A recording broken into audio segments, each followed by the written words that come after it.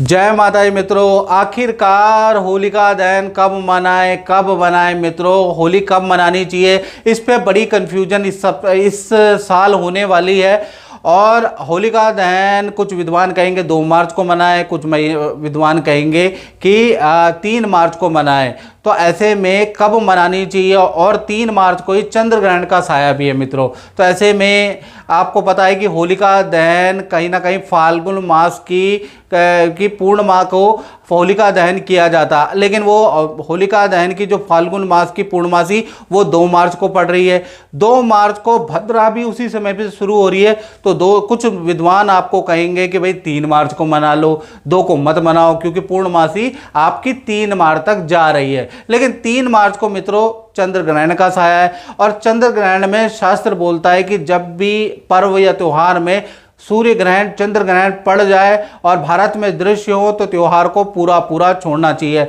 अगर हम 4 तारीख को होलिका दहन मनाते हैं मित्रों तो पूर्णमासी ही नहीं रहेगी। अब ऐसे में क्या करना चाहिए, क्या कंफ्यूजन है, शास्त्र क्या कहता है, इसके बारे में। हम ग्रहण में हम 3 मार्च को मना नहीं सकते, 2 तारीख को तो भद्रा है और 4 तारीख को तो पूर्णमासी नहीं है, तो उस दिन तो होलिका दहन होगा ही नहीं।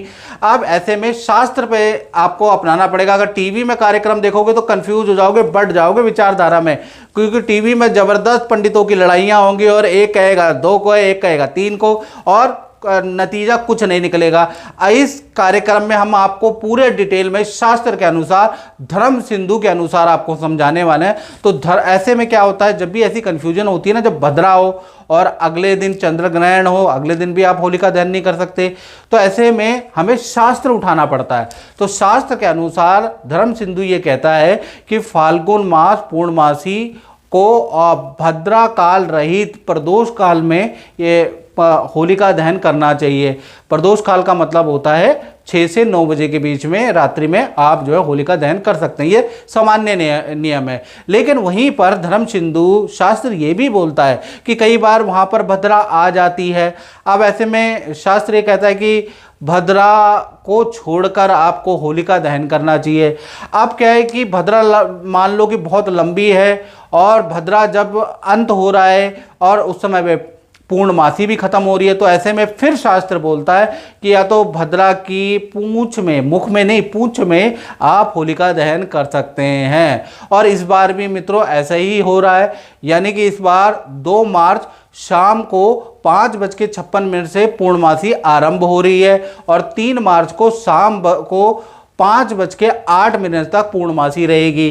तो आप क्या है कि 2 तारीख को लेकिन भद्रा भी प्रारंभ हो रही है। भद्रा प्रारंभ हो रही है शाम को 5:56 से भद्रा प्रारंभ हो रही है, और 3 मार्च को सुबह 5:28 तक भद्रा रहेगी। तो इसमें प्रॉब्लम क्या है, कुछ विद्वान कहेंगे कि आप 3 तारीख को मना लो ना, 3 तारीख को क्या दिक्कत है अगर 2 तारीख को भद्रा है तो। लेकिन 3 तारीख को चंद्र ग्रहण पड़ रहा है, और उसका सूतक 9 घंटे पहले यानी 6:30 बजे से तो सूतक स्टार्ट हो जाएगा। तो ऐसे में आप होलिका दहन अगले दिन भी नहीं कर पाएंगे। अब ऐसे में क्या होगा, बड़ा पेच फंस गया है। आप 2 को भद्रा है, 3 को चंद्र ग्रहण है, उसका सूतक सुबह 6:30 बजे से लग जाएगा। तो ऐसे में शास्त्र बोलता है कि 2 मार्च को जब भद्रा है ना, तो उस समय पे आपको क्या करना पड़ेगा, उसी समय पे आपको होलिका दहन करना बहुत लाभकारी है, यानी उसी में किया जा सकता है। तो होलिका दहन धर्म सिद्धू के अनुसार आपको क्या करना पड़ेगा, प्रदोष काल में करना पड़ेगा, भद्रा पे विचार नहीं करना पड़ेगा। यानी कि आप होलिका दहन 2 मार्च को शाम को 6:22 से और रात को 8:53 को बिना रोक टोक आंखें बंद करके कर सकते हैं।